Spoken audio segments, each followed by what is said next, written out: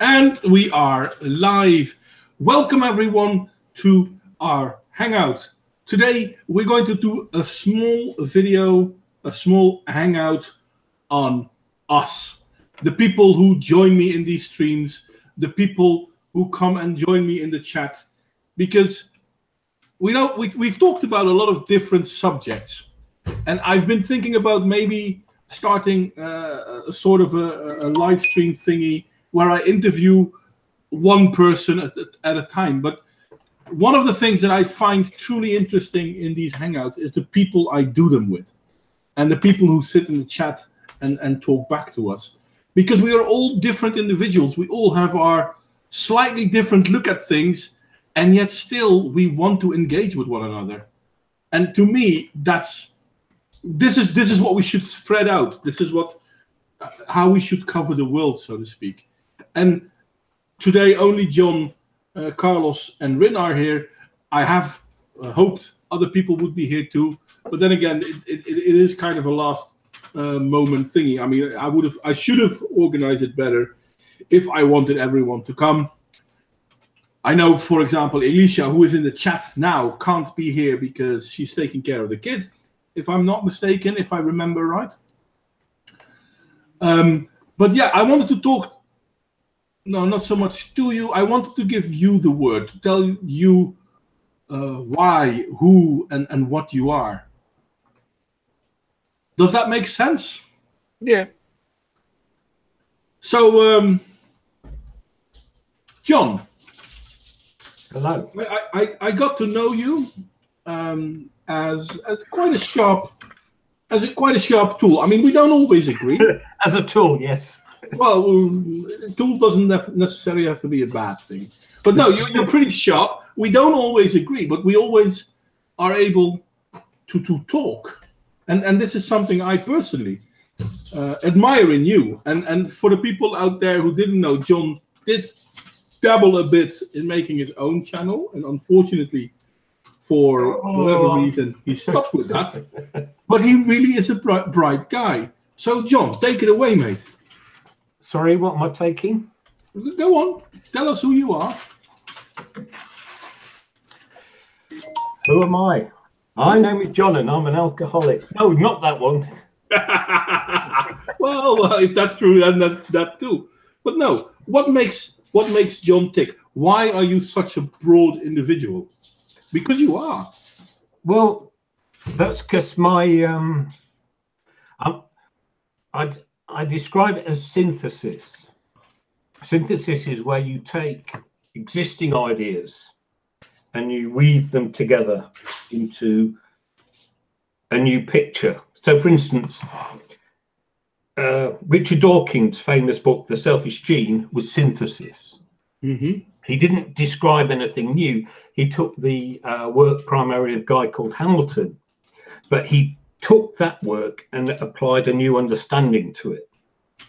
And so for all the people you have understanding issues in detail, you need other people to look at things more broadly and try to say, oh, that thing over there is actually related to this thing over here. And if we put them together, we actually come up with a new lot of understanding. And that's just how my mind works. But it means I don't come up with answers so much as I have lots of questions. I think questions are more important than answers. So that's what I try and do, is ask questions. Yeah. Well, I can totally agree. But even though I totally agree with you on that, we did disagree on a few things here and there. Yeah, well, isn't that natural? I think so too. I really do. I really do. But yeah, no. That's basically what this live stream is going to be about a little bit, in how we are equal but different. Complementary is a word I like. Yeah, complementary. If we all do the same thing, then we'll do a lot of one thing, but nothing of anything else. Yeah, no, it's a very good one. That's a very good one. Yes, that's good. Yep. Now, Carlos has been with me for the longest time. Out of everyone, I can't remember Carlos not being there. Carlos was here even before it was Modwain's House of Fun. but when it was on Tom Sequitur's stream. And Carlos is a brilliant man. I am amazed at his knowledge in archaeology. I really am. But then again, it's what he's trained for. Nevertheless, and his political insights I find very interesting as well. Now, Carlos and I often find ourselves close to each other. I often find me agreeing with Carlos, and I am not quite sure, but I think Carlos often agrees with me as well. Am I right in this? Mostly, yes, exactly. But from different angles, though, I've noticed it. It's not from the same position, of obviously, because distance and such, and lived experience and everything. But yes, we do seem to, from roundabout areas, come to basically the same conclusion, which is, again, complementary and fine.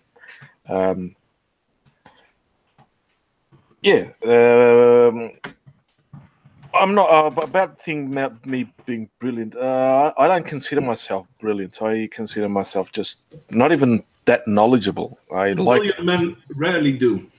I like to read, and I've always read, and I've always now I don't read as much. I watch, because YouTube is marvelous in that aspect. In fact, I sent you an article by mistake, which I wanted to archive for myself, and I think you told me you loved it, and we talked about it. You told me you loved it, and I was reading it again, and I found it again fascinating, because that's what I do. I like science. Yeah, and, in this, I mean, you go further than I do. Obviously, you do, and in this, I'm grateful for knowing you. I really am. As I am of you, man. Oh, thank you very much. And then there is Rin. Now, Rin, lately, when she comes, she's often quiet and she disappears again. But I always like to have Rin there. Rin and I quite often have disagreed. Not violently, not big, but on the nuances. But we can always talk. And I really appreciate people like Rin, and I know there are people who like, yeah, but she's your token black girl, and I'm like, no, she really isn't. She is so much more. Now, Rin isn't someone who speaks a lot, and she does have her own channel, but she really is a smart woman, and people should listen to her more. Rin has a very, how do you say this, concise insight when it comes to centrism and political, how do you call it? Navigating the political waters. I'll describe it like that. Can you recognize what I'm saying, Rin? Yeah, I am a centrist, and I think that many people don't know what centrism is. They think it's sensing or refusing to make a decision. And really, it's mostly like, if you look at political compass, you'll see that some people are more to the left, like some people are like communist, and some people are socialist, and some people lean more to center. And you could be to the left of center or center to the left. You could be center to the right, or, but One of the things I really found interesting, and this is some time ago, when I was still on speaking terms with Chrisiosity, who basically blocked me on Twitter and all that. But back in the days, I could talk to her. I tried to talk to her. And Rin is befriended with Chrisiosity. And then Chrisiosity kind of turned away from me. Fair enough, this happened. And there were people asking me like, well, are you going to block people on the Chrisiosity side of things? And I never considered that. And one of the reasons why I never considered that is obviously because my own point of view in how people should treat each other. But another reason is Rin. Now, this is funny. I mean, it doesn't seem that way, but Rin was befriended with Chrisiosity and with me. And she speaks with these people way more than I ever did. Well, obviously a lot more than I do now, but way more than I ever did. And I found that even though we might not agree on certain issues, we could still talk to each other. To me, that means that people like Rin are far more valuable and far more insightful than people like Christiosity, or yes, indeed, Christy Winters. And it's not because we are politically opposed to one another. Yes, I am politically opposed to Christy Winters, not so much to Christiosity, funny enough. But these people are so stuck in their, how do you call this? Echo chamber? Yeah, probably, yeah. In their, look at how righteous I am. Isolation, I think, is a better word. Yeah. Whereas if we look at people like Rin, she will talk to me and she will talk to Christiosity, agreeing when she does and disagreeing when she does, being her own person. And funny enough, I wish there were more people here, but just with the three of them and me and the people in the chat now, this is basically what I wanted to talk about. Being your own person. Enjoying the company of others, even though you do not have to agree with them completely. Yeah. I would love to talk to these people, but I know that they won't listen. And I've come to the conclusion that, for example, I've talked to one of the first people I've talked on that side was Tim, the Motivator Opinion. The Motivator Opinion, yeah. I've had him on a stream. We talked about an hour and a half. It's still in my channel. We had, I think, a very civil conversation then, because there's no need to, when you're talking to people, it's not like in Twitter and that where you can type shit and that, but when you talk to people, I talk, me personally, I like to talk to them civility.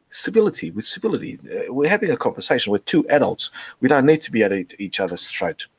And I would love to do the same with all of them, even Kev, even Michael Rowland's, funny enough. But I can't. I know I can never have a conversation with Chrissy Winters or Steve Shives because they will not allow it. They are so isolated on their archipelago or their island that's that they cannot get out of it. There are sharks around it. They put sharks. They put everything around it so no one can get in. And this is yeah. When it comes to Christy Winters, like even nowadays, she is now having a hard time getting along with other feminists. You know, there's this big fight between Christy Winters, ranting feminists, David Sherratt. I mean, she blocked many other people in her side. Like there's like Lauser one. And it's quite weird. Like it reaches the point where she is blocking people on her own side. That is just wow. She's sad. I people like them, I insult them because they deserve an insult. And I've got a new name for her, and it's actually an old name. She's just a sad spinster. This is probably the worst insult I could give to her without actually calling her really bad names because.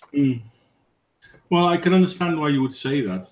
And this is the one thing that I find so scary, because this is what we see on the left. Now, we don't see it as much on the right, but this is happening on the far right as well.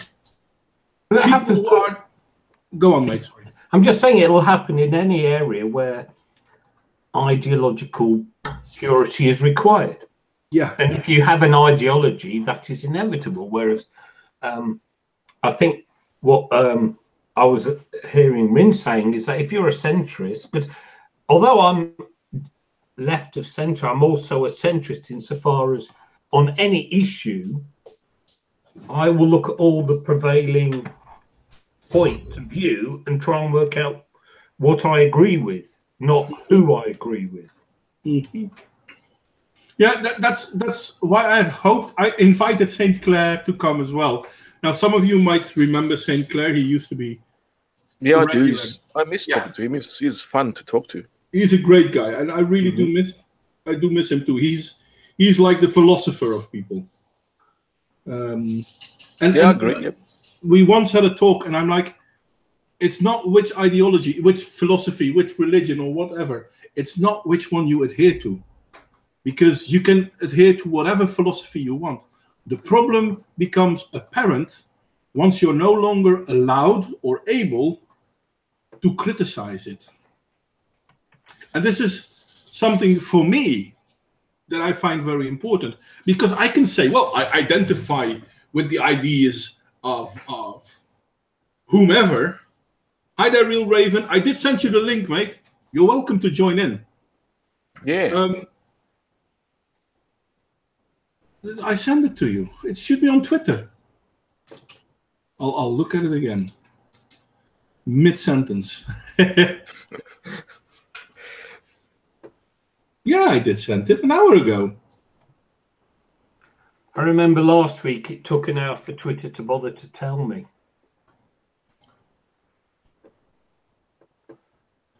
Try your Twitter again, Real Raven. No, it's not in the group and it's not on Discord. I sent people individual links to join, because I kind of, the ones that are in here are the ones that are actually invited for this one. That doesn't mean that other people aren't welcome, but I really wanted these people because of the way we interacted with each other. Anyway, I wanted to say something. Oh yeah, I invited St. Clair because I had hoped he'd come, because St. Clair is the philosopher amongst us. He really is. He might not always feel that way, but he really is. And I talked about it once, saying that it doesn't matter which philosophy or religion or whatever you adhere to, as long as you are able to criticize said thought patterns. And this is what we see in the extreme left or in the extreme right. Criticism of your own ideology is not accepted. Now, this is the funny thing, because I can easily say that I might agree with someone like, name any political leader out there. I can easily say I agree with that person. But that doesn't mean that I always agree with them, or that I will agree with them without criticism or without a sharp eye. Because I think that's the most important thing. But as soon as you align yourself to an ideology and become blind to that ideology's failings, you've lost.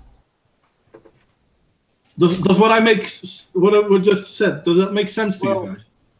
Ideologies are something I don't like in principle. I am now an anti-ideology person. Oh yeah, that reminds me. I did have a video. I was thinking about like remaking it, but I made a video called, well, it's not called Science of an Ideologue, but I did go over the science of an ideologue. I just had like a different title for it, because I did a solo live stream where I was just by myself, just talking to a camera through Google Hangout, and I was addressing something like weird that happened to me on Twitter. This was back before I used an anime icon. I used a flower icon, and because I used the flower icon, people strangely thought that I was a white man, like the feminazis, like many feminazis thought I was a white man. And so that's the reason why I switched my avatar to a black anime character, black female anime character, because I got called a white man a lot. And then the video is called "I'm a White Man," and it was shorter than I expected. So I went over the different signs of an ideologue. Yeah, and to me, I mean, how do I say this? I'm a little bit lost for words, because I don't want to blow too much smoke up your ass, all of you. But if I look at your videos, Rin, and if I see the things you say, you are a lot more interesting than a lot of people give you credit for. And I'm not surprised that you were. I mean, you've had a live stream with Hexenhammer, you had a live stream with Bearing. I wish I could say the same, but I can understand why you did, because it's not as if you do not belong there. You are in my opinion, part of that. You should belong there because we need more people out there that are open to the left and open to the right, but neither of them. Because that's the majority of people. But the majority of people are silent because they don't know this. Rin was the first person that actually had a stream with me. She interviewed me. Cool. I did not know that. Yeah. Wait a minute. I was the very first person who had a stream with you. You weren't. I mean, that was independent of me talking to in my channel. See what I mean? In my channel, of course, I started my channel basically because I was kicked out of a Twitter group, and for weird reasons. Never mind, they're past it. And I was invited into a Skype channel, which were video content creators, and I was the only one there which I didn't have any content. So I said, "Fuck it, I'm going to do streaming with people." And I invited. Sparing was one of the first. Was one of the first people in that first inaugural live stream I had. He stayed for about 5 minutes. And since then, I've never had him on again, which is a shame. I'd love to have a talk with him again. He's interesting. And apart from me doing my hosting, you were the first one that hosted me. That's what I meant to say. Oh, I was the first person to hosted you. I feel honored about that because I feel the honor was all mine. I feel honored because I view you as really smart. You're very intelligent. You know so much about Portugal history.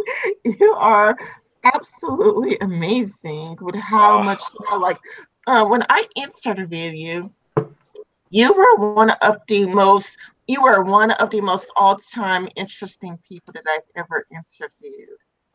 I feel really. I'm blushing at the moment, honestly. Because I don't consider myself that smart. That like I told Modwain before, I like things, and I can't remember names of people sometimes. That's how weird I am. No, I'm the same, mate. Not weird. That's normal. That's normal. That's normal. I can remember scientific terms, names. Yeah, exactly. They matter.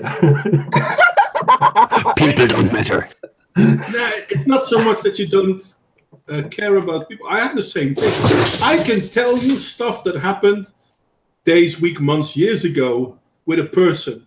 And I can tell you everything that person did, how he responded, etc., etc. But I might not remember his name. Yeah. I don't know cousins' names. Even I'm bad at remembering names. I know the Jebel Garut, which is a fossil of Homo sapiens that was about 300,000 years old. But my cousin, who will probably talk to him 10 minutes earlier, I forget his name. That sort of weird memory that I have. Yeah. Mm-hmm. I forget names just at the point when I want to use them. And then 10 minutes later, I go, that's his name. And it's really embarrassing all the time. Anyway, I introduced everyone a little bit, so I'm going to introduce Real Raven as well, because he came later, but he deserves an introduction as well. Real Raven has its own channel. Yeah, he's famous. He knows lots of. He's connected. Yeah, he's connected. He's no, but then again, Carlos did have Sargon on his stream. Yes, he did. I saw that one. I saw the bearing one. See, I mean, out of all the people here, you're the smallest, John, and then me. I'm only the smallest as a channel, mate. Fair point. Well, I'm not really sure about that either. But anyway. You don't have to start an introduction with me with a pissing contest, you know. Good. Anyway, so humongous, remember? Humongous what?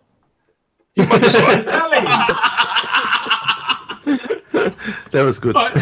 You don't remember that one, John? Of course I remember that one. I've forgotten her name.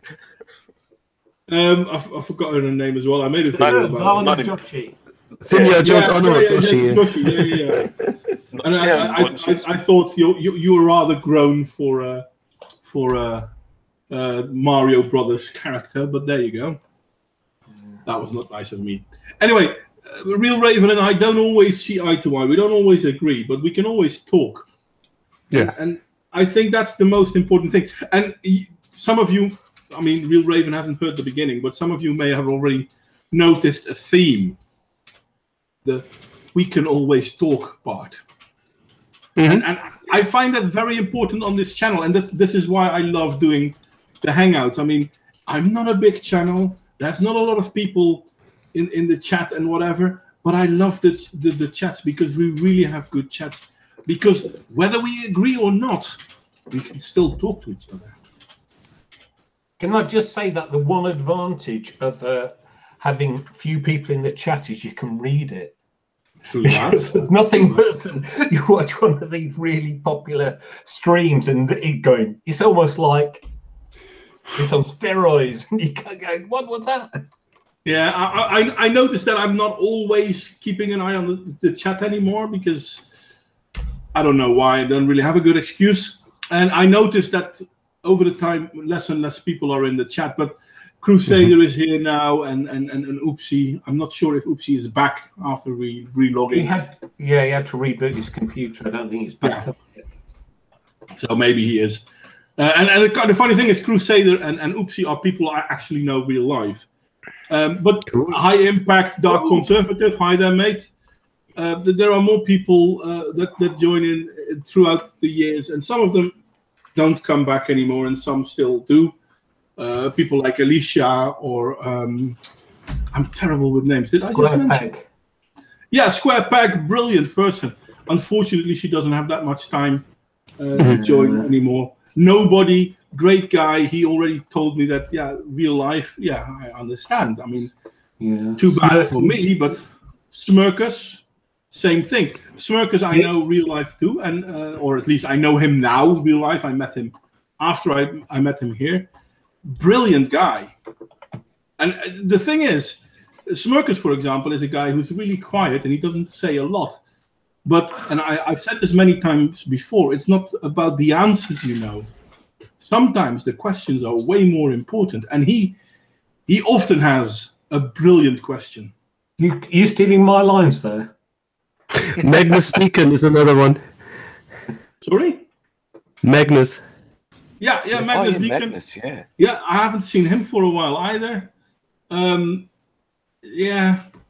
But we've met new people as well, because not too long ago I had Lozar1 in the Hangout, and I hope him to return in the future as well. He is a Black Lives Matter proponent. How is he? Yeah. So the whole stream, I didn't pick up exactly what his stance was. So Modwain, I done introducing me. It was just about how well connected I am. I don't feel very well connected. No, I know. It's also about the fact that we don't always agree and that we can talk about this. Yeah. And this is. I mean, in a way, at one point I felt like, should I invite Lozar now too, or shouldn't I? I didn't, because he hasn't been here very much. I hope he will be here more in the future. Because Lozar, again, I mean, no one here has to think twice about my stance on Black Lives Matter. Yet I can still have a good talk with him. And that's the one thing. That's the one thing I like about all of you. All of you. We have good talks. We don't agree. And it can be heated sometimes, but we have good talks. That's the good thing about it, not agreeing, because we are all individuals. We are all different. Yeah. We can agree on something, even, like I said, coming from totally different opposite points, but they get to that point. When you said humongous what, I was thinking of this. Yeah. Humongous what? Humongous what? Humongous what? That's why I have this weird screen share. That's Skeptor singing, actually. Yeah. Oh, I didn't like that. recognize him. Yeah, I did. I didn't like it that much, but No, I don't like the music. No. I did. I like it. I like the music. It was awesome. But yeah, I love Crash Test Dummies. They're brilliant. Yeah, but I didn't like you the like metal. video on that one. Oh, the video. It was the first music video. He made it. It's not my responsibility. Why did you not like it? I don't know. I mean, it's too... Literal. No, too easy. Too easy? Low-hanging fruit. Low-hanging I found the text funny as shit. Gosh, she's too low-hanging fruit. She's just too easy. She's a lol person cow. She's a lol cow. And I mean, I made the first humongous video. I made a few other responses to her other work because a lot of people I'm glad. know that. But she went into I forgot the name of the place. She went near Parliament. Seattle. No, she went into the river to stop the oil pipeline. Oh, really? And yes. So they went into kayaks. Sorry, they went into polyester kayaks to protest oil, and I'm like, double standard much? Stupid. I remember. So incredibly Was she with them? But at least that's real activism, not just like going into parliament. Real fighting, you know. Yeah, she's in Canada or in Seattle. She wasn't. I think she's mostly in Seattle, but this did was in Canada. Seattle. Yeah, she just weird. But I made a video last year about this guy who she was on a council meeting being the total dick that she can be. Yeah, that was terrible. And then afterwards or before, Jesus talked. I made a video about that. I made them. I thought it was funny. It was a bit cringy. I still find it funny. But Jesus talked either before or after she did. So imagine the crazies that council has in to deal with public deal with. Exactly. Jeez. Oh man. Anyway, sorry, I'm going to interrupt. Dark Conservative. So what's all going on in this stream? Today's stream is kind of an ode to the people that joined this stream, I guess. I think that's the best way to describe it. We don't really have we don't have to sing. No, that could also be. We don't really have a topic, but we're talking about. I have how something. Works so well.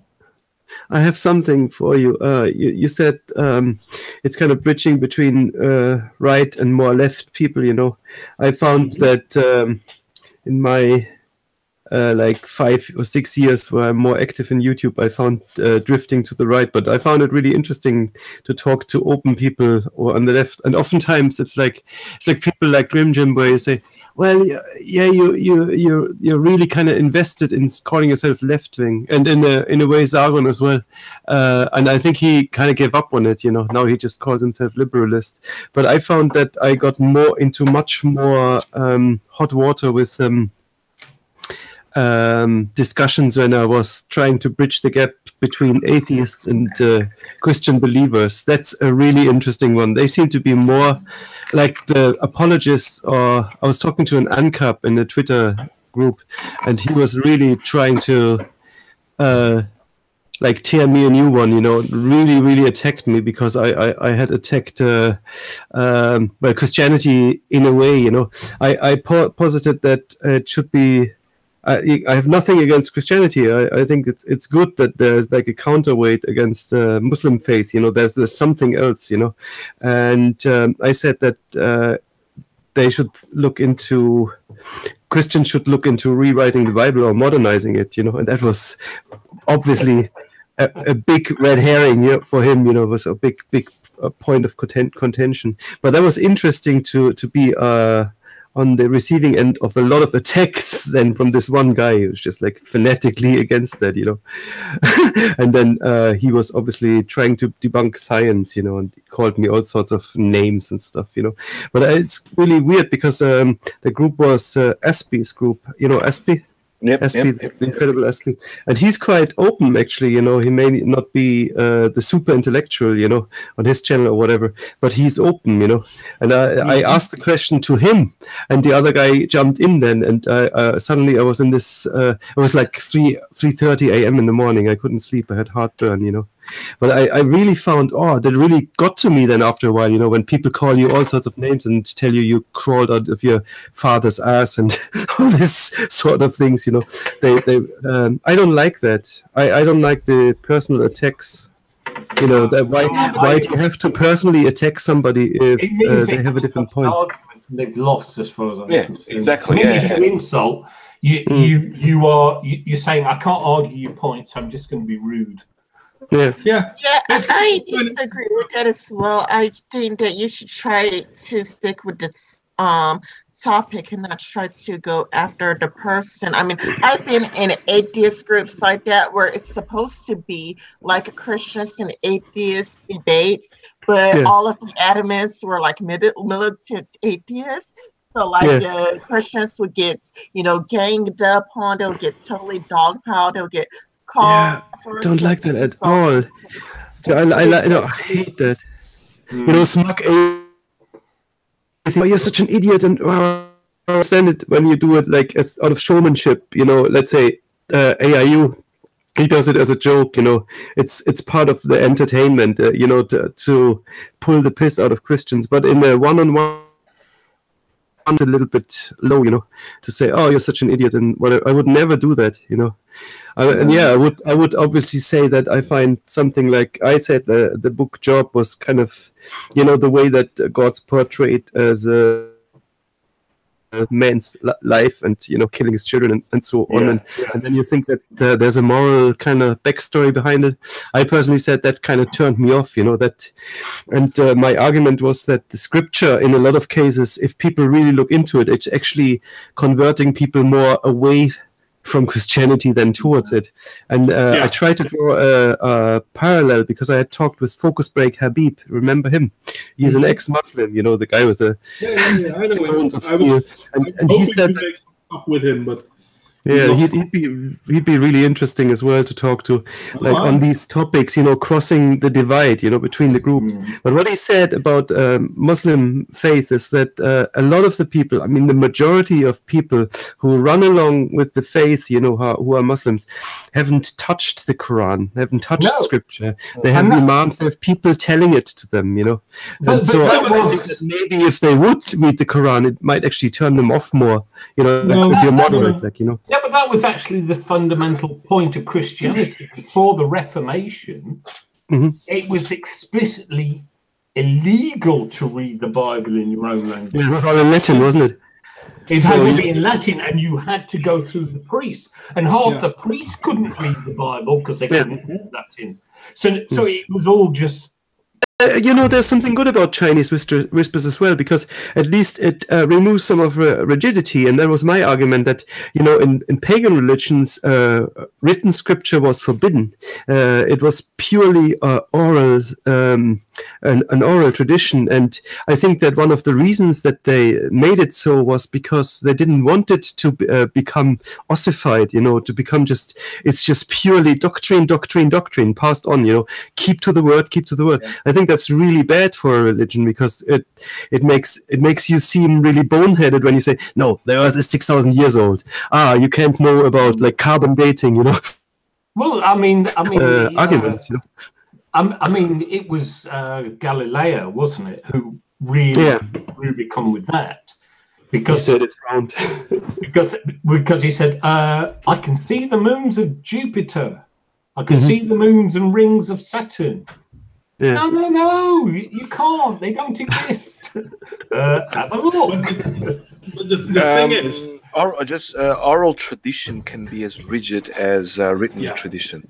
So just to make that in mind, because you said about the pagan religions, the Iliad and the Odyssey was passed down through oral tradition for they've estimated for at least 700 to 1400 years before it was written down by that person called what's his name? Ovid. what's his name? I forget his name. Ovid? Was it Ovid? No, it was a Greek. What's his name? Shit. He wrote also about that. Ovid. Ovid, I said Ovid. Ovid? No, it wasn't Ovid. Was it not? Ovid was Roman. Yeah, exactly. This was the Greek one. That supposedly wrote down Odysseus and Trojan War. Homer, yeah. Homer Simpson. Simpson, yes. And so it can be rigid. Just a little bit of a note aside. Yeah. Now go on, Modwain. You were saying. Well, I wanted to go slightly different. First off, High Desert Pioneers basically recognizes that the Bible has been rewritten and modernized a lot. And this is even funnier because not too long ago I had a discussion with someone about the Ten Commandments. And in the Bible, there are several versions of the Ten Commandments. But in certain religions, they rewrote the Bible so that, for example, the Ten Commandments, because there is one in Exodus and there is one in Deuteronomium, that they are actually the same because they weren't. But my argument, it was my argument that why was it allowed 1,000 years ago to rewrite it? Why can't we do it now? Let me finish my point though, because this is very important. It wasn't allowed to rewrite the Bible, just like it isn't allowed to rewrite the Quran. Now, this is something that if we look at, the Bible is written in roughly around 300 AD. And it hasn't changed much for 600, 700, 800 years. And then small changes started happening. And then I think it's 1400, 1500 when the Reformation started. These are huge differences. But because what happened was when the Bible was translated into English, for example, what they did is they actually went back to the Hebrew and the Greek. Yep. Rather than use the Latin, which was the standard Catholic version. They went back to the original Hebrew and Greek, and so they tried to retranslate it again. And the problem is when you translate languages, there's a lot of ambiguity, and there's a lot of idiom, and there's all kinds of other things that make a definitive translation not work, because just because the words are right doesn't mean the meaning's right. John, just sorry, Raymond.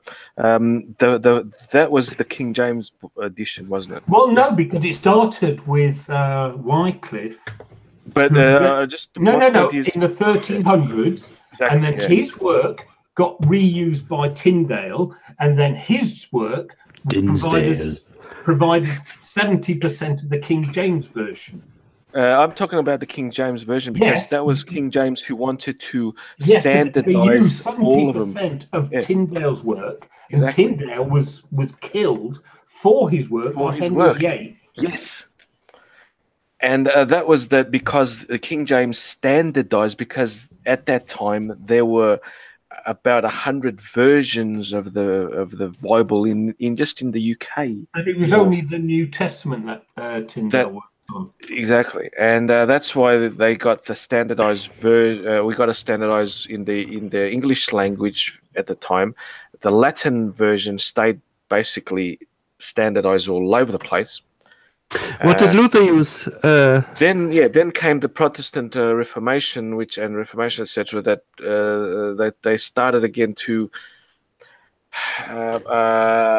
customize the Bible to fit their narrative. Like you said, that's why there are more than one different interpretation of all those books. So I want to go back to the point I was trying to make, though, because the main issue I'm trying to address here is that if we look at how slow Christianity was to change, it took several hundred years for it to change, and every change occurred with a war. Well, can I just interject something? Because I read this book, and it was about the history of the interpretation, and it started with an analysis of the Judaic scholarly tradition, the Talmud, and under Judaism, the whole rabbinical tradition was to constantly reinterprets. Although they didn't go about changing the words, This cancer. they went about re-understanding the meaning, and they kept doing that as a constant activity, both before and after Christ. And it was the Christians, by contrast, were very, very simplistic in their attitude of, oh, these are the words and that's what it means. So can I ask a question? Because this is something I didn't understand when I was talking to this fundamentalist or whatever. That I know that the words in the Bible are supposed to be about and inspired by, but they're not supposed to be written with a magic crayon by God directly, right? So they are still written by humans who claim to have had these revelations handed down to them, correct? Well, it depends. It depends because there are lots of problems with that. First, because the authorship of certain books of the New Testament is provenly false. For instance, all the letters of St. Paul are provably not written by St. Paul. Yeah, some that are provably not. But let's say you ignore the inconsistencies. What does the Orthodox Christians say about the authorship of the book? It wasn't, except for the 10 tablets that were. Nothing was written directly by God. It was still transmitted. The first five books, for instance, talking about the Ten Commandments, are called the books of Moses and are supposed written by Moses, even though they contain things that happened after Moses. Yeah, but did he not bring down some tablets from Mount Sinai? Was it or something? Twice. That's why there's two versions. Yeah. So anyway, I think that the majority of these words, right, even the most dyed-in-the-wool Orthodox Christian will say, yes, they have been physically written by humans. So my argument would be that what gives a group of humans that existed 1,800 or 1,700 years ago a unique right to say that they were the only ones who were inspired by God in order to write the Bible. Why is it not allowed that somebody says it today and says, I'm now inspired by God and I'm going to rewrite it and modernize it for modern men?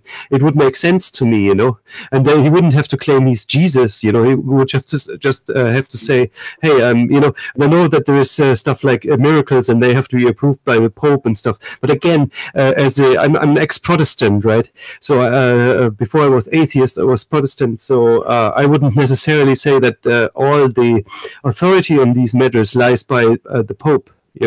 So I would say, why is it not possible for a religion to accept change and say, okay, there's people who are inspired by God, if God still exists and still talks to us? Let me just. They do all the time. That's what papal bulls are. If you actually look at the history of purgatory, it's relatively modern.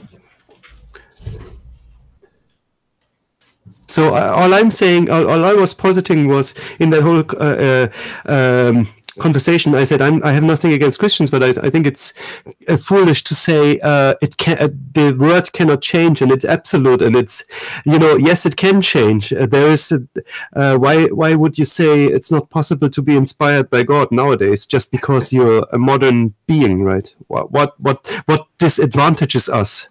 What makes us so deaf? I think you are underestimating what it means to be brainwashed, adherent to a religion. And I'm sorry to see Rin has left us again. I think she just had probably trouble. Okay, I hope she'll be back. Anyway, you're missing. You're missing AFK, so maybe she'll be back soon. I'd say so. Yeah. So what am I missing? Let me try to explain this. What you're missing is the reality of religion. Now, certain religions are open for criticism. They allow, to a limited amount, criticism. Religions like that are vibrant. They are always changing because with criticism comes change. Yeah. But we look at, especially the Abrahamic religions, but there are different ones, but especially the Abrahamic religions, they are absolutely not encouraging. No, but that's what I'm saying to you, Mod. You're incorrect. In the Jewish tradition, that's exactly what they do. They're constantly reinterpreting it. I No, can't think they- of they- a they- religion that invites criticism of itself. I'm trying to think, and I know most of them, and I can't see one that invites criticism. Well, I'm not saying criticism, but there's new inventions. There's the Mormons. There's L. Ron Hubbard with the Scientology. There's people who invent new ones. Yeah, You know. they invent it, but those they are- don't. They are so Well, who's to say that Christianity wasn't invented like this, right? Oh, they were. They are. It was. All religion was invented. But can see they in the didn't archaeological allow records. criticism. The point what I'm trying to make is they don't allow criticism. No. This is the confusion. Okay, when you say they don't allow criticism, what you have is you have two spheres. You have the internal sphere and the external sphere. Externally, you're not allowed to criticize it, but that's the tribalism. So, for instance, as an atheist, if I go up and say, "Oh, your Christianity's rubbish," and that I'm an outsider, but internally, they might have groups where they can discuss things, councils where they can discuss things, and so it will change that way. It's just a difference of who's doing it and how it's being done. But to say that there is no criticism and there's no change is, I think, a misrepresentation of what's always happened over time. Change is But being led the thing, by the people actually learning to read and reading themselves their holy books. It happened in Christianity before. yes, with this, but it doesn't happen in all religions. Now, no, if we look, but it's happening in Islam now. There are a growing number of atheists in Islam that are being persecuted. Islam's the only one.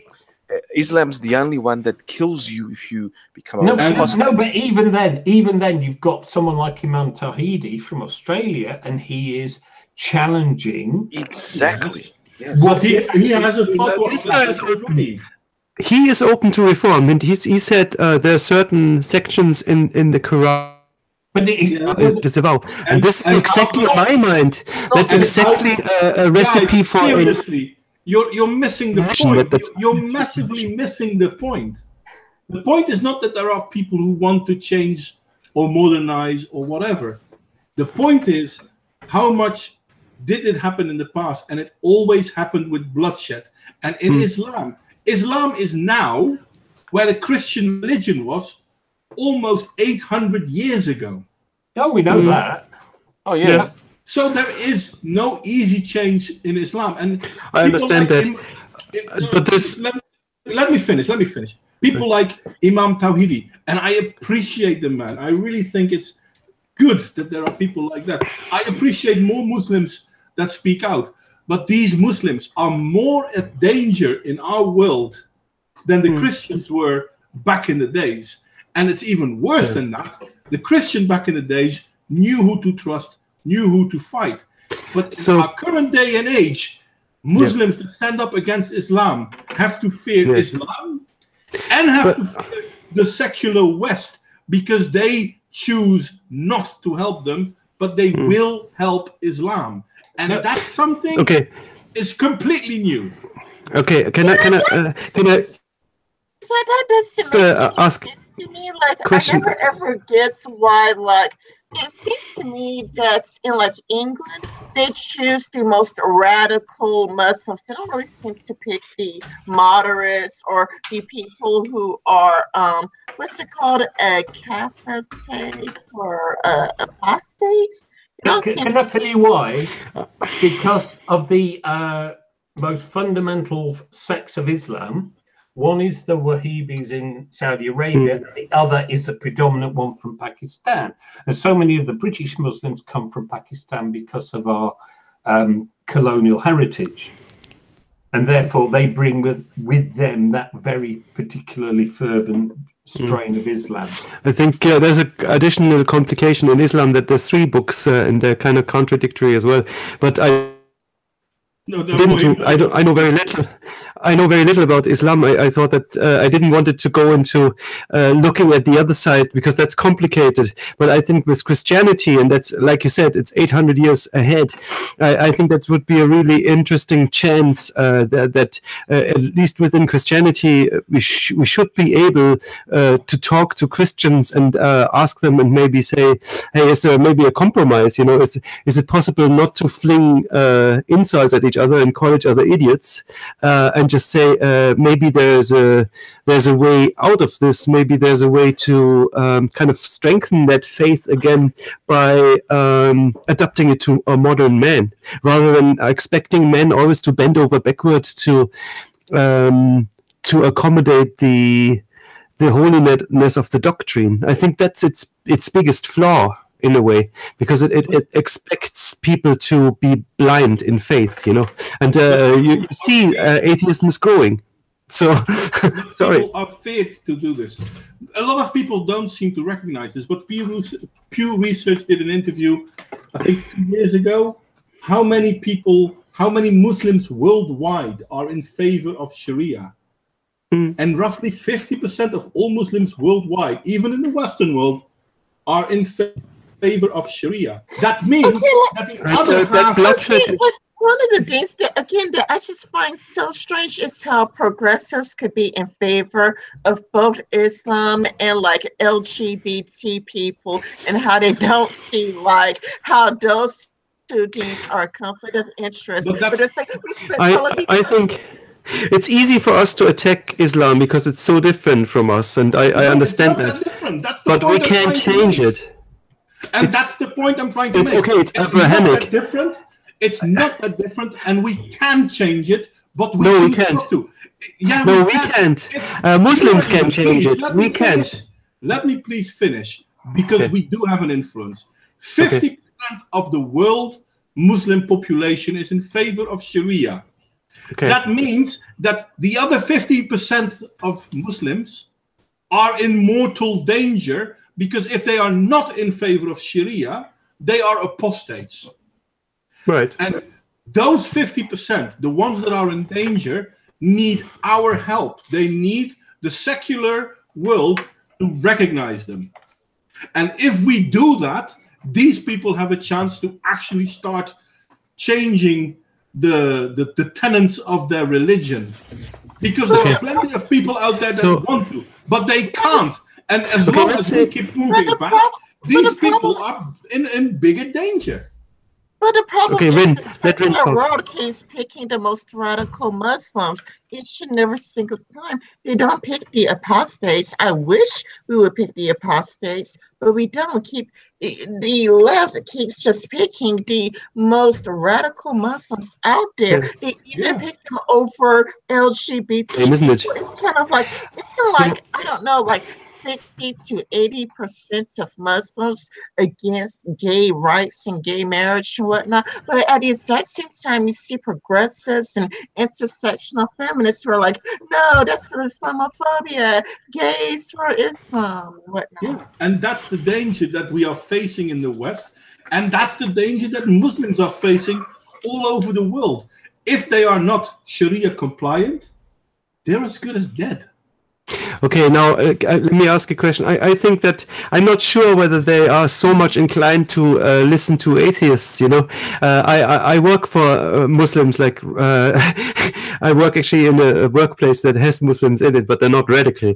And it's really interesting because when I said I'm a pagan, they said, "Oh, it's one guy said, oh, I actually prefer that. That's even better. And even an atheist is better than somebody who's not who's just like a pretend Christian or something." It's very interesting, but I think that what my whole argument was that the Muslims don't really would respect somebody who has completely no belief, but they would, to a certain amount, to a certain degree, they will look at, okay, these are Christians, okay, maybe we want to overpower them, but at least they also have a monotheistic faith, right? And I think that Christianity at the moment is really weak, and I wonder why. And I think that it's because modern man doesn't like this doctrine. It doesn't like this stiff thing, they don't like this, oh, there's just this word, and it's the earth is 6,000 years old, and there's all this bullshit, and you have to pretend to believe all this bullshit in order to be in this faith. And I don't think it's I think it weakens the position of this faith. I think. And I think it's well possible to be modernized, and I think that if if you start discussing that and say, and I think that Protestant faith actually took some strides towards that, you know, by translating the Bible, by actually reinterpreting it, you know. I think the next step is to rewrite it, you know, to really rewrite it, you know, take out the crap, you know. You're missing the point. There is a chance to change Christianity. It has been done so many times before. That's why there are so many different denominations. There is very little chance to do the same in Islam. Because I'm not talking, you are the one, you are always the one who brings up Islam. I'm talking about strengthening that Christian part of the world in order to stand up against it. That's the first step. You will fight fire with fire, which is okay, you can do that, but we already have the bombs, so we can already do that, but we choose not to. What we want... I don't understand. What do you mean? I disagree that Islam can't be changed. It can be changed. It can be changed, but it needs our help. Not by atheists. No. One way to do it is to stop. It's almost like the Christian Reformation. By regionalizing the imams, instead of having them imported from the center of whatever. At the moment, there are two, like you said, there are two schools of thought in Islam. There's the Wahhabis and there's the Pakistani, whatever. There's the Shia and the Shiites, the Shia and the Sunnis. Exactly. And the Salafists and the Wahhabists. Exactly, the Salafists and the Wahhabis. Those two, especially the Wahhabis, are very, very dominant based. They were basically what Muhammad did. He spread the faith so quickly, the sword. Now, if you stop that, like what Austria is doing now, they stop external funding of the mosque. Even what Portugal has done. Most of the Portuguese Muslims came from Mozambique. At the moment, Mozambique is being radicalized, but Portugal not, and they're the same brand. Our Muslims here, there are about 100,000 or so, and there's only 2 or 3 mosques in Portugal, basically, and 2 of them are in Lisbon. As there are Jewish temples. There's 3 in Portugal. And the 4th one that's in Belmonte, which is a beautiful place, by the way. And that's why that stops radicalization when you make the people who are Muslims in that country, that area, just focus on that area, not bring outside influence. That's why Europe is more radical than even the most radical areas of Islam in the world. I think what's happening in Austria is probably a good thing, but would the same thing be possible in England? Of course it would. They just have to have political power, political will. They can do that. There's outlaw outside influence. Get rid of those really radical imams. Appoint local, more calm, more moderate imams, and the problem goes away. Well, it doesn't go away, but it is moderated much more. Yeah, this is not possible if you have so many people already there that are like if you have not a majority but a large amount of people in the population who are. The amount does not matter. It's how you make the laws. It's how you apply them. You say, look, you're getting rid of a handful of people. You're not getting rid of the whole population. So the thing is, I just think it wouldn't be, that'd be riots or whatever. It wouldn't be enforceable in England the same way because there would be a large group of people who would say, "Oh, we feel persecuted now," and like political correctness would basically stop that in its tracks. Exactly. That's why you need but it will happen. That's the point. The political correctness will cause that to happen anyway. Yeah. But instead of being peaceful, it will be violent. That's what I 100% agree. I mean, what Modwain said as well. 100% agree that like a reformation in Muslim faith is definitely going to be connected to some violence, because we already see violence, Well, that's unavoidable. I think it could or not. There is a silent countries like Egypt, Saudi Arabia, and etc., they have the death penalty or extreme incarceration for atheists. But it's increasing.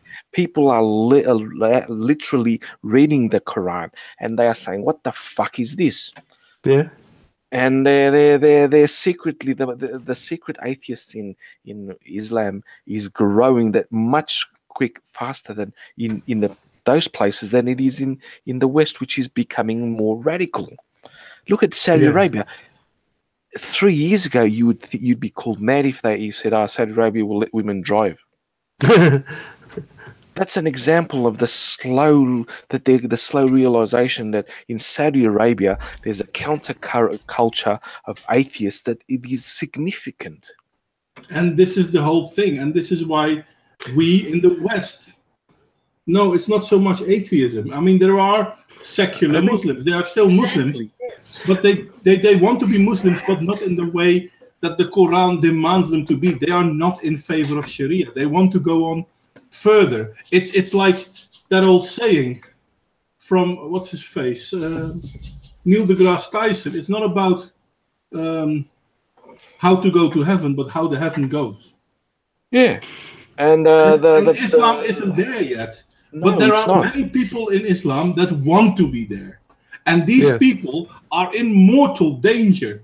And because of the reluctance of secular Western people to recognize this, we see a growth in terrorism, murder, whatever you want to call it. At this point in time, the Dutch army is busy in Mali trying to prevent all-out civil war because Sufi Muslims are attacked by Sunni Muslims. Mali is a Sufi country. But they're not Muslim enough for the Sunni rebellion. That's the whole thing about it. It's not even about Mali is such a rich country. No. If we look at Yemen and Saudi Arabia, it's all about how they are not the right sort of Islam. And as long as we don't recognize this, as long as we're not willing to put our foot down and say, you know what, we're going to stop adhering to what they want to hear. We're going to be secular ourselves. So yes is yes, no is no. You can believe whatever you want, but we don't not accept misbehavior. We will not help the secular Muslim. And as long as we do not help the secular Muslim, we will always see an increase in violence, especially here in the West, as Carlos said. Because Muslims here are more under threat by Sharia than Muslims in, let's say, Turkey. But at the same time, Turkey is complaining about how Austria is saying, okay, you know what? Enough with the influence. We're going to close a few mosques. This is not targeting Muslims in general. This is targeting a specific Muslim group. Not even that. They're just targeting against radicalism, right? Some radical imams. That's it. There was 7 that were expelled. But it can easily be spun as a, by the social justice warriors. This will be spun as a the problem. Like systemic. I mean, if we look at Syria, everyone likes to think about how Syria is such a terrible place, and if you look at Abbas I think if you look at the starting point of the conversation when I brought up religion, because when we started first it was left versus right, now it's religious versus non-religious. I started that I liked to think that it should be possible between atheists and Christians to talk. Right, and to find some sort of consensus, and it should also be possible between us and Muslims. Obviously, it should all be possible to have these conversations. You're missing the framing here, because it's not left versus right. It's not religious versus irreligious. It's authoritarians versus individualists, and the authoritarian mindset is what makes Islam appeal to the SJWs. It's so funny. The guy I was arguing about the Bible, he is a well-known ANCAP He's an anarcho-capitalist. So in that sense, he can be completely against rules, and then at the same time, with the Bible, it's completely that's the different. trouble, though. You can't be against rules. It's rational, because you need rules to be against rules. You need rules to be against. I don't understand. I mean, as an artist, I have to say I always embrace the chaos as much as I can and change. No, but everything in a context. Chaos out of context is pure destruction. So you can't. All these ANCAPs are relying on an inherent, unspoken set of rules for how a people doctrine. interact. No, but how people interact and how people behave. And so it's no good them saying, "Oh, we don't want any rules." Of course they want rules. They don't want someone to come around and murder them in the night. Well, they say, "Oh, I'll just get bigger guns," or something like that. And they have to sleep sometime. You have to sleep sometime. It doesn't work. What if there's 100 people against I know. you? It's irrational what they're asking for, because ultimately there have to be some rules, some norms, some general mores for how we behave. Yeah. And ANCAPs usually like to bring up the non-aggression principle and all that. Oh yeah, that's a principle. Yeah, which is all good and well, but it doesn't work. I mean, it's only a principle if people are willing to enforce it. Yeah, exactly. If you're socialized, it's not necessarily. No, John, not necessarily. I think it's more like that they assume that everybody will be socialized the same way, and that everybody believes in that principle, and then it works. Who's everybody? Exactly. It's not. That's not working because you need cultural cohesion first. It's not just that, but where do you apply it? Do you apply it at the state? At which case, everyone outside. No, not the state. No. I'm talking about culture. I think that ANCAPs will argue from culture. They'll say everybody. How do you apply an ANCAP? Do you apply it at the level of what? Do you apply it at the level of the state, because that is the polity? No, culture. No. You can't apply it at the level of the culture because you don't have control over the culture. So yes, in their mind they have. But if you made the United States, you're making the United States. It's the state. It's not the United States and Canada. And then what about Mexico? The point is whatever geographical limitation you present, the people that next door will just walk in and take your shit. Because they are bound. And this is what I'm trying to say. You can't... it's like communism. You need everyone in the world to do it simultaneously. I think the American idea is to have a militia, which is, again, a volunteer army. It's not that rigid, Okay, there's certain ground rules, but it's not like a state. The state. The militia. Who is the militia? It's all wishful thinking. Oh, only free people will do it. Well, the problem is then the people who don't contribute.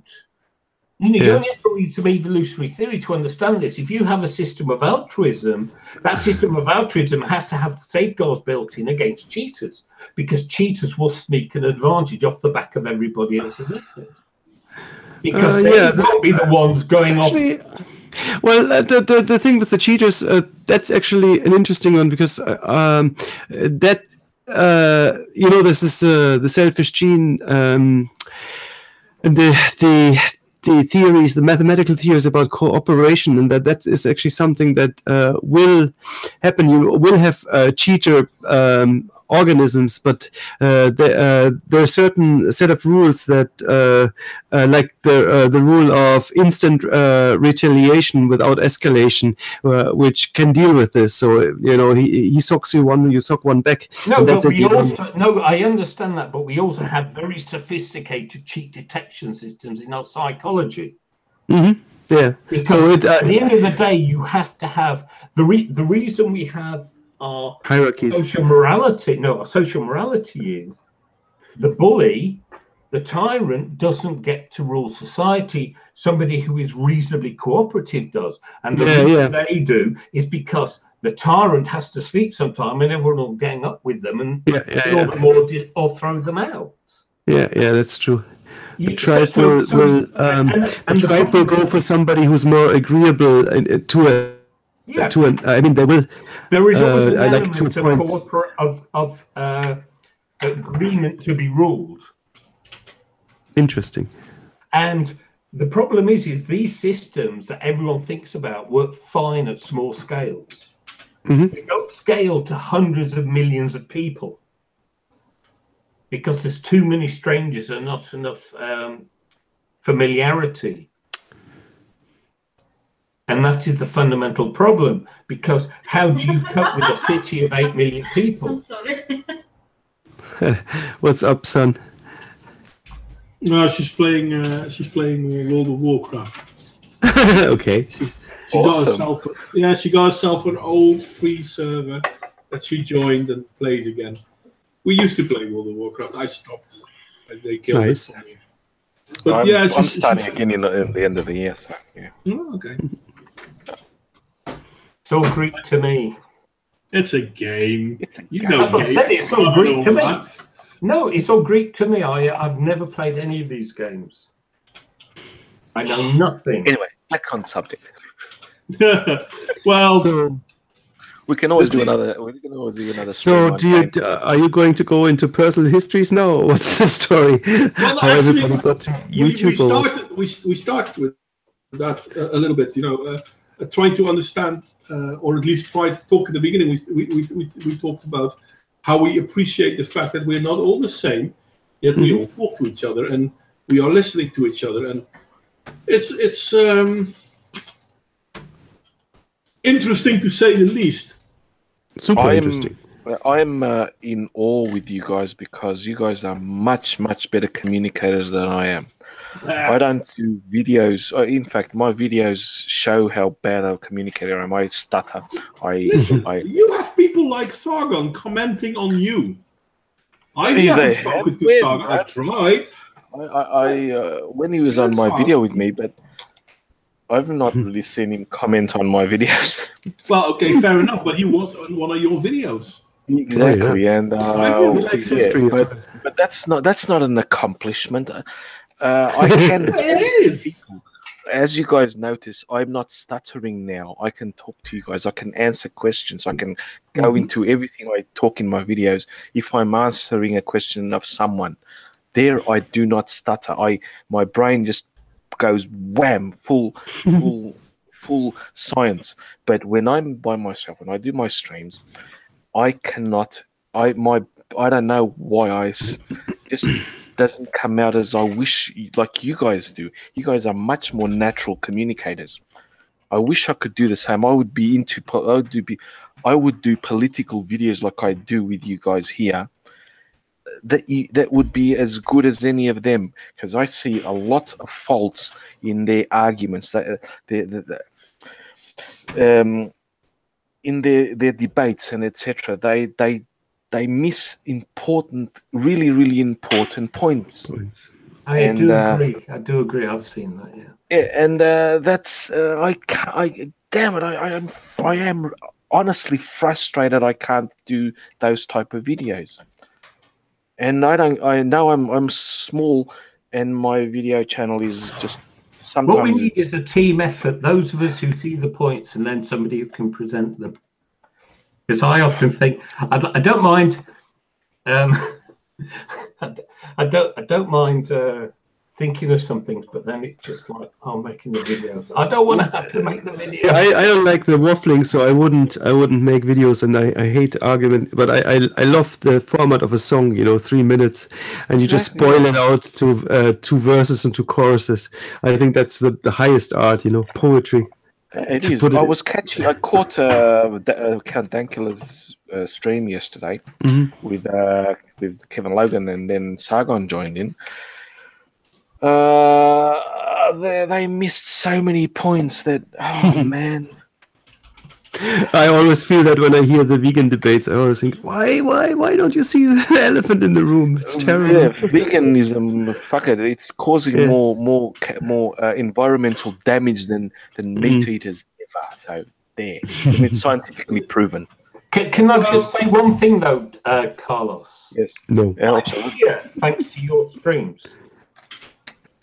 Man, I am so honored. You have no. Yours were the not only streams I would even watch humbled. for a time. Yeah. They were the only ones that interested me, and then I got to meet these retrobates and suck me in. And Yeah, fuck you too. Yeah, exactly. Not everybody is into history, you know. I know you guys are, but I am not. Raven, I'm not into history. I know history, but I'm not. Prehistory, then. Yes. No, it's more than just history. I look at it. I mean, Carlos is an archaeologist, obviously. Everyone knows that. He's a brilliant guy in that. I look at it more from how do you call it? I can't find the word now. Bloody hell! When you study cultures, anthropology. I look at anthropology. I look at it from a more anthropological. Interesting. We all have completely different. You know why it's really interesting? You know what the most interesting thing about it is? We like to think that we've evolved so much, but in reality, we didn't. True. We haven't. So, your approach is so is your approach archaeologically? Oh God, I can't even say it anymore. 1.5 beers. Carlos, you're archaeological, and Modwain is anthropologist. I'm more interested in the psychological and the human condition. You know, that's still anthropological. Yeah. Okay. Maybe that's bigger than anthropological. I'm more interested in the in the here and now. You know, not so much in the long term thing, in the big picture. You know, more into this kind of personal, small thing. You know, I don't know. I can't put it into words. You know, you summarized it absolutely perfectly. I do have the same problem. I have the same view. In fact. We have not really changed much. I've seen Hittite, ancient Egyptians, and the Mycenaeans draw up treaties, right? That would basically the same as modern treaties between trade, peace treaties, etc. The politics has not evolved at all. It is exactly the same. Michael Wood, he's quite a famous English historian. He did a series called the Trojan War, and he has other ones. In that the Trojan War, he showed Hittite tablets where letters to the Egyptians and the Mycenaean kings. He does not say it was Agamemnon or Ramesses, whatever, the contemporary. But he calls his adversaries brothers. That is. I saw this week happening between Trump and Kim Il-jung, two enemies, but they had to. That is the human condition. If you want to do a successful high-level negotiations between countries, you have to be civil. You could hate their fucking guts, but you have to be civil. That's why the Hittites to the Mycenaeans and to the Egyptians, which was a trifecta war, all three of them were basically at war with each other in some form or another. Yet they, in their letters, in their tablets, etc., they refer to these adversaries as brother. And people freak out. I've seen them freak out. The warmongers. That's what I want to call them, from the left and the right, or whatever you want. They're warmongers. They freak out at those words. Oh, he's legitimizing. No, he's being a politician at that point, an actual politician, which is fucking awesome. Avoiding war. Yes, that's a good starting point. Yeah. He started off. If you see the timeline, sorry, just finishing my point. If you see the timeline, he called him Rocket Man. He said, "My button is bigger than yours." That was clear into him. But that's not what made him convinced him. And I will tell you what convinced him. America and China entered in the first year of Trump's presidency, entered into a trade war, which is very, very quiet. They're negotiating. China's pragmatic. I talked about this with Modwain before we started. China is pragmatic, unlike Macron and Merkel, which represent the EU, basically. China said, shit, we are fucked. We export more to America than the Americans import here. If they apply tariffs, we are absolutely fucked. Yeah. We better do what he says. We will have low tariffs and we will have a beautiful trade. Even if we fucking import a few Cadillacs or whatever the fuck they want us to import. And they will be happy. One of the conditions which I am absolutely convinced is there, China controls North Korea. They control them. Everything, all the money, all the resources come through China. Xi, whatever his name, the president of China said to Kim, you fucking better sign that shit or I will personally remove you. I'll make you disappear. Sort of like the mafia saying an offer that he couldn't refuse. That's why he fucking signed that. If America did not threaten China with tariffs, there would not be any trade, any peace treaty now. And I will affirm this, and this assertion will be vindicated. And I will be the first one. It's a record. I will be the first one to say that, and it's not being shown anywhere. So that's my rant, and I'll give it on to you guys. Thank you. I wish you would teach it to Philip Hammond. That's all I'm saying. Oh, poor Hammond. Hi there, Ludicrous. By the way, sorry that you come so late.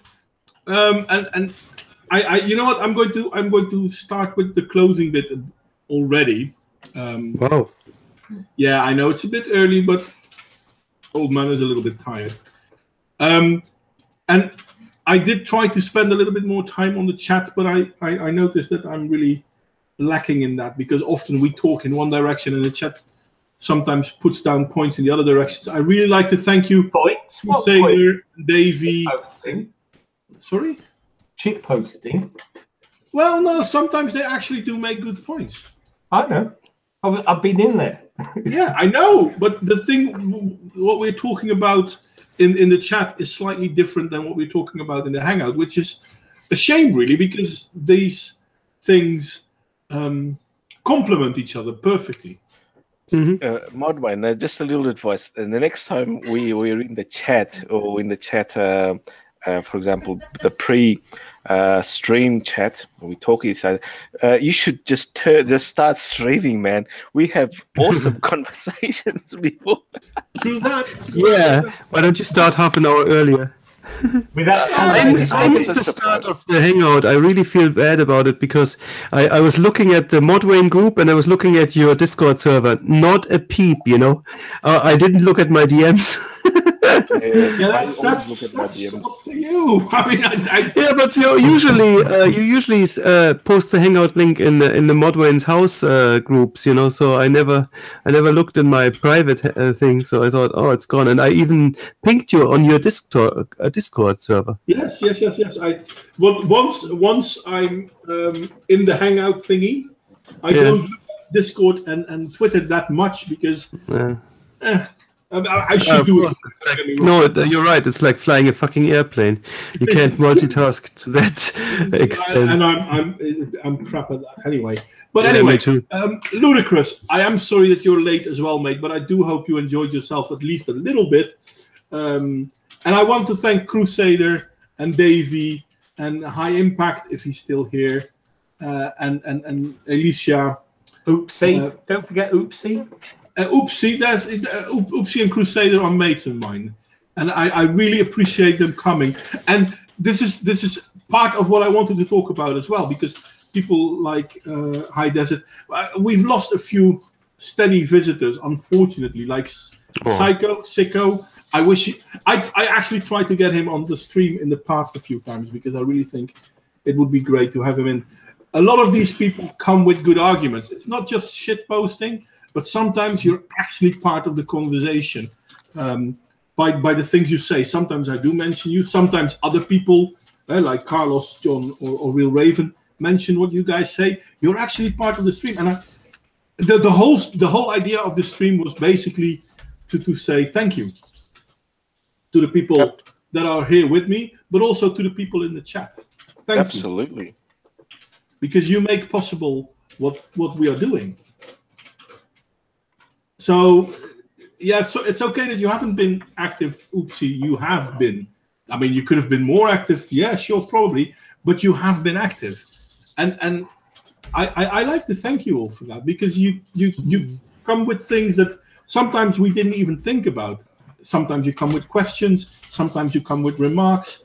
And all of these things are so important. And I know we talked a lot about Islam a moment ago. And funny enough, I don't really care about that, because today's stream wasn't supposed to be about that. Today's stream was supposed to be about how to get the conversation going, and how to keep the conversation going. And I hope, at my hardest of hearts, I hope people will try to get conversations going with people outside of YouTube as well. I know I do. People always look funny at me because of that, but yeah, there is that. But we need to keep talking, because in the Western world, we really have a scary problem at the moment. And I think that problem is best categorized by basically saying postmodernism. Yeah. And if we don't recognize it, it will be the end. I mean, I hope the UK can stand up fast enough. I really do. I'm glad to see what Austria is now doing. I hope it won't be too little too late. Anyway, for tonight, I am going to call it quits. Because old man and all that. It's half an hour earlier, I know. Modwain, just to end, I sent a link to a big YouTuber. We talked about him before.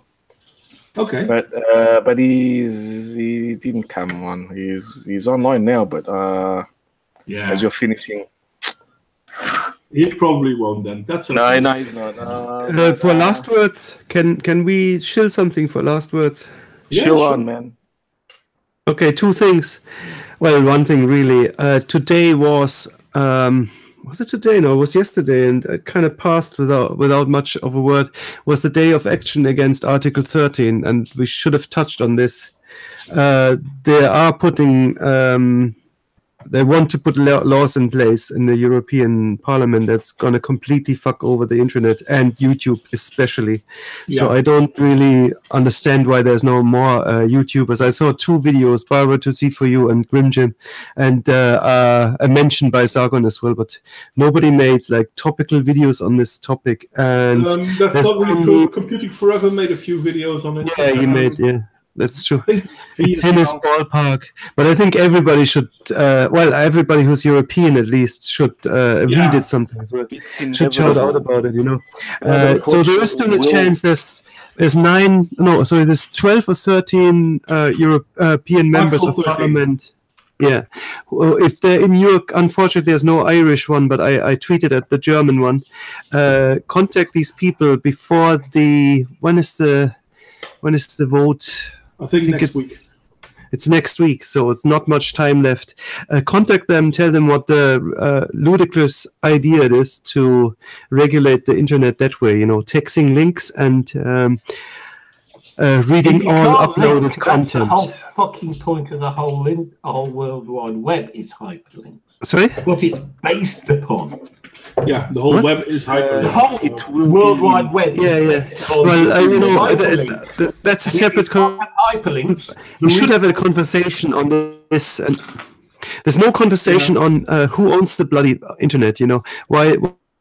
I think it can regulate on this. It's as if they think it's theirs. It's not theirs. It's not their property. They hate it because it isn't theirs, and they can't regulate it. Yeah, that's the whole thing. Right? It's once again proof how the European Union has become the communistic state of Europe. But Britain's just as bad because they're going after it in as equally retarded ways. Yeah. Because but the problem is can't help themselves. The problem is, why didn't I address it, and why haven't I made a video about it? Because at one point, I hope most politicians, the European Parliament politicians, know better. But on the other hand, the whole idea that we can contact our Euro parliaments, parliamentarians, and ask them to make sure that this doesn't happen, kind of is, how do you say this, useless. Because Europe isn't a democracy. I know people like to think that because we live in democratic countries. No, but we don't. Europe isn't a democracy. No, we don't. Well, there is an argument, like at least computing. No, who said it? Oh, no. What's his name? Maybe Styx Hexenhammer said that even European parliamentarians, members of parliament, are looking for votes. So if there's a lot of people ringing them and sending them emails and contacting them, then it will influence in some way. Of course, you don't know where the brown envelopes went. You don't know how many of those 13 politicians were actually paid by large lobby groups who can afford the lawyers, who want to game the system, who want to own the internet. That I don't know. This will destroy Google and Facebook. This will destroy it. No, destroy everything. I mean, all of it. Everything. These companies will have to say, "Oh, fuck you, Europe. We're pulling out," because they're losing money. Google is setting up a sort of a research center here in Portugal to develop apps for it. But these laws go against, for example, the Portuguese constitution. Yeah, that's the contestability of that's one thing that's also might even the EU apart if there's really like a power grab from the European point. If there is like national governments who kind of question that whole power. One interesting thing, a friend of mine who's now over, he studied computer science with me, and he said that it will probably lead to more people turning to the dark web, and just, okay, we'll rebuild it elsewhere. Yeah, but that's what's going to happen. Yeah, and there will be more people using VPNs. Europe is going to use a lot. The second thing I wanted to mention, I know that's just a footnote for you guys, but AIU's channel was terminated. Taken down again, yes. So I'm going to see if it's going to stay terminated, yes or no, because he doesn't like me, so I'm not going to say I care much because he doesn't like me. Honestly, I'm honest. Yeah, that doesn't matter. That's fine. I think it's just on principle, it's a worrying thing because what he says is, even though he's a very abrasive kind of has an abrasive style, and he's also charming as well, is that if he can be shut down, anybody can, on that pretense. I mean, okay, not anyone. No, not pretty much anyone. Okay, if you make videos about bunnies, maybe not. No, what's his name? That Farag guy, that anti-Semite hate-mongering that the Democrats seem to love. There are a lot of people in the Democratic Party in America that love him. Something Farag. Yeah. They have Tashid, is it Tashid? No, not Tashid. No. He's a politician. He's a. He's not a politician, but he's Muslim Brotherhood. No, not Muslim. Yes. Muslim Brotherhood, or yes. something or whatever. Muslim Brotherhood. Yeah. So what about him? His channel's not terminated. So no, not every channel is terminated. No. Just can be. Listen, it's perfectly all right to talk about Louis Farrakhan. Sorry, it's perfectly all right. Exactly. To talk about the destruction of white people, etc., etc. But dare not mention how black people are criminals. It's perfectly all right to talk about how men are pigs, but don't mention women are pigs. In the Washington Post, with that article just the other day, it's all right to hate men. Just all of it. That's the population of the world. They asked the question. I think, I personally say my answer to that is yes, it is all right to do that. Just don't base any laws on it. on your hatred. Don't base any laws on it. Don't go into governments with that hate. You are allowed. It's a personal thing. If you hate men, you're completely welcome to hate men. Just don't base laws on it, and don't educate children based on that hate. Then it's fine. It's a stunning hypocrisy of the It's a feeling. Post, of the Washington Post feeling it is okay to write an article saying that, and then if it was about any other group, it would not be okay. I know. And that is the problem I have with it. But actually, I would say it's not even okay to talk about it because it's advocating for hatred and violence, and that in itself. It's also someone using the platform to evince immense ignorance and stupidity. But my argument is it's the same as with Nazis or whatever. Sunlight is the best disinfectant, and these people are so incredibly stupid. They think it's acceptable. I think that I agree. A lot of pushback, and I think it should be okay to say that. And to me personally, if they say it's okay to hate men, to me that's not hate speech. I'm sorry. No, I didn't say it was hate speech. I'm just saying it should be allowed to say that. I just think it's stupid. I'm talking about the double standards, which is where we came in on this topic. I'm going to bed. I love you guys, and we're going to finish. Anyone else want to shill anything before we start all over again? Everyone subscribe to these three and Rin and Alicia's awesome channels. Yes. And Ludicrous Leprechaun. Now, obviously, yes. I don't know him, and I want to talk to him one day. So I hope he will join us and be on time. But I haven't really twittered him much. I'm not even sure if he's in our Twitter group. Are you, Ludicrous? Well, invite him. I don't know if he's on Twitter. Yeah, add him. Anyway, I really have to go. Everyone, good night.